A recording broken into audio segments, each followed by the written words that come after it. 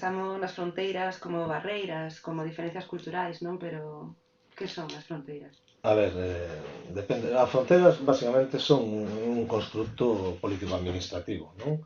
Eh, e non sempre se corresponden ás áreas culturais, non? Digamos que as áreas culturais sobrepasan as fronteiras administrativas hoxe en día dos estados, non?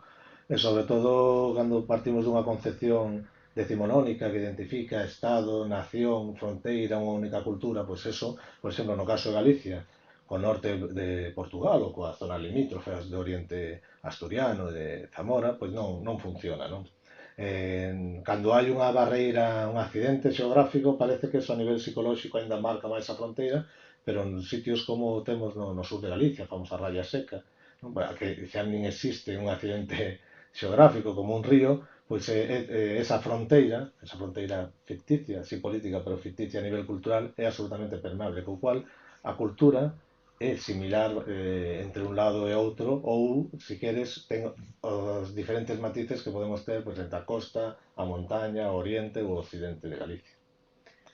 Que elementos comuns atopamos nas festas tradicionais galegas e portuguesas? Bueno, pois falando non do que son as festas do ciclo tradicional do ano, basicamente celebramos as mesmas festas, coas mesmas ritualidades e as mesmas crenzas. Agora que estamos no ciclo das festas de Invernía, xa entrando no que sería a festa máis importante para min do calendario tradicional galego, que é o Entroido, ¿no? Eles chaman o Entrudio ou Entrudo, pois as similitudes son absolutas, non? Bueno, coas súas diferencias de figura, pero sí na celebración, no rito, na presencia destes seres, non? Destes oficiantes do Santo Entroido, no caso de Portugal, pois temos os temos caretos mascarados, un montón de personaxes, igual que temos deste lado, non? Da fronteira en Galicia, non? E siguen facendo os mesmos rituais, saindo polas casas, correndo en Entroido e tal, e como se fai aquí ou se facía no ámbito rural, pero non só no Entroido, digamos que se o Entroido marca o final das festas da invernía, que dá paso á primavera, pois empeza o fenómeno dos mallos, pois en Portugal, non? E no norte tamén se celebra os mallos, as mallas, non? Con estas construcións vexetais, non? Evocadoras do renacer da natureza, pero con detalles tan claros como por exemplo por as xestas nas portas das casas, igual fan ali, non? E se avanzamos un pouquiño máis, xa de cara ao solsticio de verán e a chegada do verán coas festas de San Xoán, pois atopamos o mesmo, as mesmas celebracións, os mesmos ritos, as cachareras, as fogueiras, os ritos purificadores co lume, os ritos purificadores coa auga, a presencia destes baños rituais, igual que facemos aquí, non? Na noite de San Xoán, na Praia da Lanzada, pois faise nas costas portuguesas, faise no Río Douro, por exemplo, esa recollida desa auga, dese orballo da noite de San Xoán purificador, é importantísimo para pasar o resto do ano ben, non? É protegido, tamén se fai en Portugal, ir polas fontes, non? Recoller eso, a flor da auga, eles chamanlle tamén un xeito similar, ou aproveitar as características tamén máxicas no sentido de que unha noite liminal, unha noite onde poden acontecer cousas que non acontecen noutras datas do ano, pois tamén está presente dentro da cultura portuguesa e da galega, por eso é unha noite propicia tamén para a adivinación,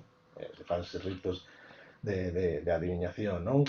Bueno, se xa avanzamos cara ao que sería xa o regreso outra vez da invernía despois do verán, e temos as festas relacionadas con este período da morte da natureza, este período escuro, asociadas aos defuntos, pois teríamos os magustos que fan os portugueses, tamén vinculados á festa de San Martiño, que San Martiño é un dos santos máis importantes no santoral galego, neste santoral policlínico que temos con santos especialistas en distintas tratamentos, non? Eu sempre digo que temos aí a sorte de ter unha seguridade social alternativa no caso de que continúen os recortes en sanidade, pois eles tamén celebran moito o San Martiño, entre outras cousas, polo peso de San Martiño de Dumio, non? Que foi bispo e afincado en Braga, que foi a capital do reino de Galicia, que hoxe en día está en Portugal, non? Entón, eses magostos, as castañas, o simbolismo da castaña vinculado á morte, ás almas, as ánimas tamén está presente, igual que esas crenzas de que non son a noite de defuntos, senón no período do Nadal tamén é o momento propicio para que veñan as ánimas a visitarnos a casa. En Galicia era habitual, en noite boa, non recoller a mesa pola noite para que as ánimas tivesen algo que comer, ou mesmo, hoxe en día, ainda se fai deixar pratos para eses defuntos familiares mortos que veñen nesa noite, pois de igual xeito se fai faise en Portugal, non? Sobre todo na zona norte, que é onde hai máis máis semellanzas e máis contacto, non? Entón vemos que todas, basicamente todas as festas importantes do ciclo tradicional compartimos no seu significado e incluso en ritos concretos e en fenómenos concretos, non? E despois, un dos aspectos fundamentais da cultura dun pobo é sempre o patrimonio oral. Que similitudes podemos atopar, por exemplo, no campo da mitoloxía entre Galicia e o norte de Portugal? Pois o mesmo, non? Hai que ter en conta tamén unha cuestión. Europa é moi pequeniña, é unha aldea, non? Entón, atopamos similitudes culturais que, sobre, bueno, cos países limítrofes, coas áreas culturais limítrofes moitos dentro da Península Ibérica, toda Europa, xa digo, gran parte de Europa, ou a maior parte da Europa, da Comunidade Europea, cabe casi dentro de do que sería Perú, para que non fagamos unha idea. Non? Entón, hai moitas similitudes, pero claro, xa cando estamos falando dunha mesma área cultural, como é o caso do norte de Portugal, as similitudes xa son extremas e podemos falar precisamente de eso, dunha mesma cultura, dunha mesma área cultural. A mitoloxía, parte fundamental do noso patrimonio material e do patrimonio oral, que é a nosa auténtica literatura, non? Transmitida de xeración en xeración, é fundamental para entender a identidade dun pobo porque de algún xeito transmite a cosmovisión, non? Dese pobo, a súa forma de interpretar e de estar no mundo. Entón, neste plano tamén atopamos un montón de personaxes que se repiten dentro da mitoloxía portuguesa. Quizáis, ou sin quizáis, a personaxe mitolóxica máis importante da mitoloxía galega é a Moura. A Moura é un auténtico ser civilizador, entraría dentro das categorías de calquera mitoloxía, esquema mitolóxico de calquer parte do mundo, no que é un ser civilizador, un ser creador da natureza, creador da cultura, non? A Moura galega foi capaz de regalar a primeira planta de vide aos habitantes de Galicia para que pudesen cultivar o viño, non? Na visión mítica do mundo, capaz de dominar os elementos do tempo, a que xestiona os meteoros, na súa faciana de vella, é a que fai o arco da vella, é a que peneira a xiada, a que fornea o calor, a que trae as nevadas da vella, as últimas nevadas do ano, e a que construye, por exemplo, pois, o nacemento do río Miño, o Pedregal de Irimía, construindo unha moura, construye a paisaxe, non? Entón, unha figura fundamental para entender a nosa identidade e é un mito, un dos grandes mitos fundacionais. E esa figura da moura existe exactamente en Portugal, non? E de igual xeito existen os mouros que ainda que teñen un nome similar non son o mesmo, o mouro e os mouros e a moura estamos falando de cuestións diferentes, ainda que comparten xeografías, non? E os dous sirven tamén para darlle sentido ou para construir un discurso popular para explicar pois, os restos arqueolóxicos do pasado, formacións rochosas peculiares, non?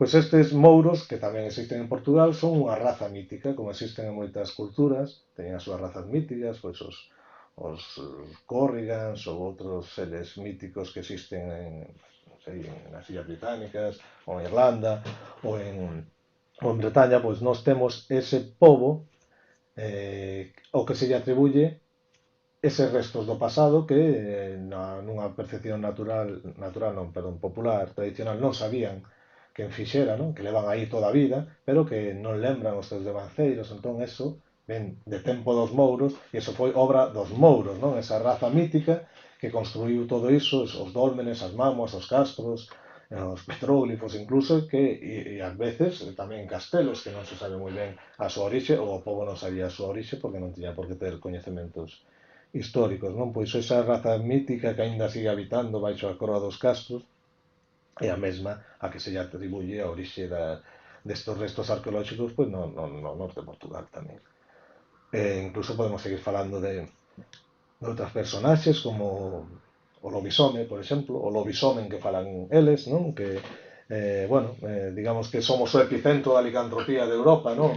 Non son os Cárpatos ni nada, é Galicia, son as serras orientais de Galicia, tamén é un mito presente, moi presente no norte de Portugal, coas mesmas creencias de como se pode transformar unha persona en lobisome, ben por nacemento, por ser o sétimo fillo varón consecutivo, ou por unha mala fada, ou por unha maldición. Bueno, os fenómenos de transformación son os mesmos. Podemos falar do mundo dos trasnos, pois tamén, os trasgos que chaman os portugueses, incluso, con personaxes concretas como o Tardo. O Tardo é unha tipoloxía de trasno que se caracteriza por causar pesadelos e por dar un mal dormir. Esa sensación de opresión que notas no peito, de inmobilidade na noite, que fundamentalmente eso hoxe en día se sabe que é unha patoloxía do sono, que é a parálisis do sono, pero a nosa cultura, neste caso unha cultura compartida, crea unha figura mítica para explicar eso, que é o tardo, que é ese trasno, ese nano que se te pon en riba do peito, que te ten agarrado pola noite sin poder moverte cando estás realmente sufrindo esa parálisis do sono. Pois de igual xeito, esa figura existe no norte de Portugal e tamén en outros lugares, na mitoloxía vasca tamén, en moitos outros sitios, non? Pero en Portugal temos exactamente o mesmo, non? Tamén hai trucos para evitar que iso aconteza, pois, por exemplo, deixarlle un cacharriño cheo de grans, non? Porque o tardo ten unha predilección por curiosear, entón, cando ve un cacharriño, unha pota chea de gran, empeza a contar os grans e bota toda a noite contando, porque como non sabe contar máis de tres, un, dos, tres, ten que volver a empezar, entón, é un xeito de telo entretido. Lobisomes, trasnos xigantes, non? Bueno, existen en todo o folclore europeo, cíclopes, non? O lláparo, que tamén existe na mitoloxía galega e portuguesa, ese xigante, a veces antropófago, que ten un só ollo na fronte, todo o mundo das bruxas, non falo das bruxas ou meigas como curandeiras, que podemos falar, si queres, senón da bruxa como personaxe mítico, pois tamén está moi extendido, no, entre Portugal e Galicia. Bueno, poderíamos seguir falando de moitos máis seres míticos, non? E moitos máis aspectos da nosa mitoloxía, incluso metendo a presencia e a importancia de determinados santos ou santas como Santa Mariña, fundamental para entender tamén a nosa cultura e con gran arraigo tamén no norte de Portugal, por exemplo, Santa Mariña das Olas en Vilar de Perdices, con un santuario tamén espectacular e con unha xeografía mítica exactamente igual, uns atributos e unhas virtudes que se lle otorgan a esa santa como se lle atribuyen aquí, non? Pois recuperando un pouco a figura esa, non, da bruxa ou da meiga como curandeira, non? Galiza pois sempre estivo moi presente as crenzas e ritos ancestrais vinculados á curación e á protección. Atopamos entón tamén conexións deste eido co norte de Portugal.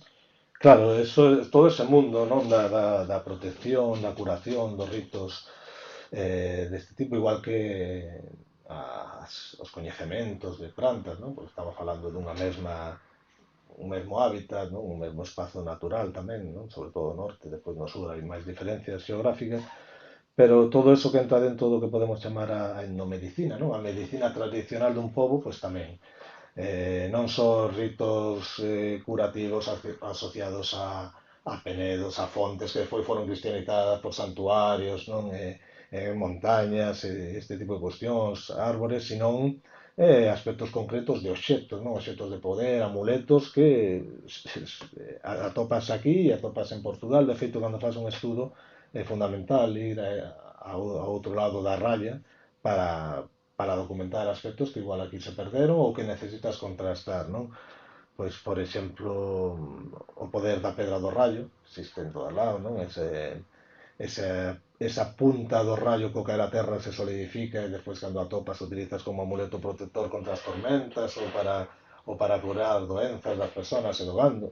A chispa, a pedra do trono, como queras chamarlle, existe en Portugal. De feito, teño visitado casas nas montañas do Barroso que teñen as pedras de rayo, que moitas veces son prismas de seixo cristalizado, outras veces o que son machados neolíticos pulimentados que a xente atopaba pois traballando nos campos e pensaba que era a punta dun rayo, non? Xa falaban os romanos das fulguritas e destes obxectos.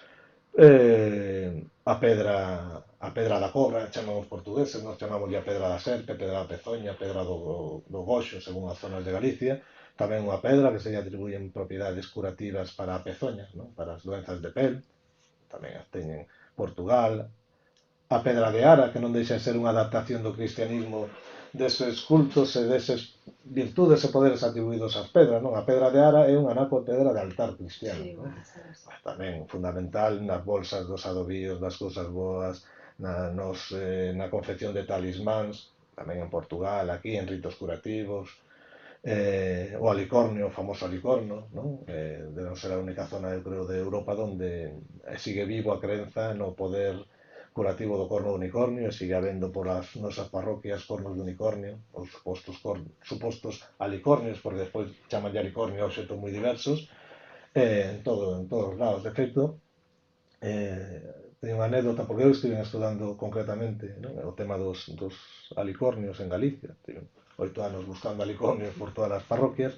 E un día, estando en Portugal, en unha aldea da zona do Barroso, non? Perto de Montalegre, estaba comendo co padre Fontes, que é un gran etnógrafo portugués, non sei como saiu o tema, e se queda mirando e me dice, pois eu teño 2 copos de alicorno, o sea, o alicornio, non? Que é o corno do unicornio que se utilizaba para facer poderes curativos, tamén se utilizaba na Idade Media e no Renacemento para facer copas que filtrarían o veneno que podían ter o viño, non? Sobre todo príncipes, as élites, os reyes que tiñan perigo de sufrir atentados, entón usaban copas de alicornio. Pois no norte de Portugal ainda conservan copas feitas de corno, que consideran de alicornio, que purifican.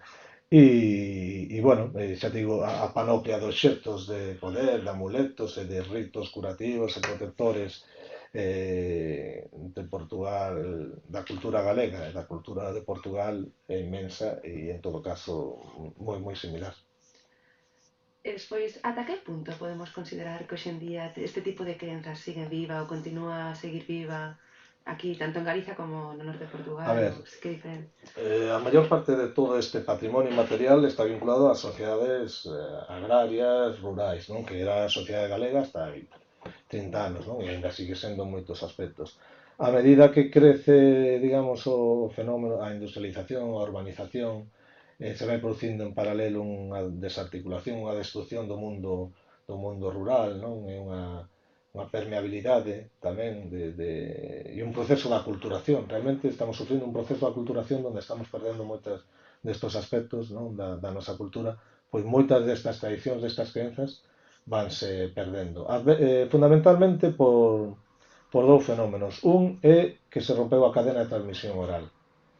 Isto se transmitía de pais a fillos, entón a xente maior sufriu durante as últimas décadas tamén un proceso de sinalamento co dedo, non? Decir, isto son falsas crenzas, son supersticións, son tonterías, contos de vello, non? E fixeron creer que todo ese coñecemento e esa forma de ver o mundo non tiña valor porque as novas xeracións xa foron educadas nun sistema educativo, racional, estandarizado en toda Europa, non? Que non deixaba moito espazo para estas crenzas, en que sí para outras tamén mitolóxicas, non? Como eu sempre poño o exemplo, non? Que nos reímos a veces destas crenzas, destes mitos, pero creemos no mito da soberanía popular, que non se sostén baixo ningún concepto, non? E entón, deixaron de contar, por unha parte, e as xeracións novas deixaron de ter interés, non? Por eso. Entón, rompeuse a cadena de transmisión oral e todas estas historias, estes mitos, estas lendas, estas crenzas, vanse perdendo. Pero aínda así, en Galicia e no norte de Portugal permanecen moi vivo, non? Non sabemos durante canto tempo, pero ainda, eu creo que 15 anos ou así, ainda temos tempo para seguir estudando e recollendo, precisamente porque aínda conserva moito desa estrutura rural e conserva tamén unha sociedade moi tradicional no sentido de moi arraigada a súa forma de ver o mundo, non? Antigua. E aínda está vivo. Pero en todo caso, como a cultura é algo que fluye, que se fai, que se refai, non? Que se reelabora, seguimos construindo mitos, moitas veces pensando que son mitos modernos, no tema do patrimonio material, existe agora, se falan das lendas urbanas, que non deixan de ser reactualizacións das lendas tradicionais, pero Se antes falábamos do avistamento dun ánima nunha corredoira, agora falan da muller da curva e cousas así, pero non deixan de ser os mesmos elementos e seguimos reactualizando vellos mitos e creando novos mitos, non? Novos mitos que, como están xa tan integrados, pensamos que non son mitos, que son así, pero non deixa de ser outra forma tamén de ver o mundo dende unha clave mítica por moi racionalistas que creamos, non? En todo caso, todo este legado ten un valor incalculable para saber de onde vimos e para poder entender o que somos, non? E entender como víamos o mundo e como hai moita xente que aínda sigue vendo así e debe estudarse, conservarse e valorarse independentemente de que cada un pois despois poda creer ou non creer, non? Moita xente di que é creyente pero non practicante cando fan o cristianismo. Eu prefiro ser practicante e non crente, porque na práctica do rito se reforza a identidade e a cohesión do grupo. Despois ti podes creer ou non, pero o rito sempre é bonito.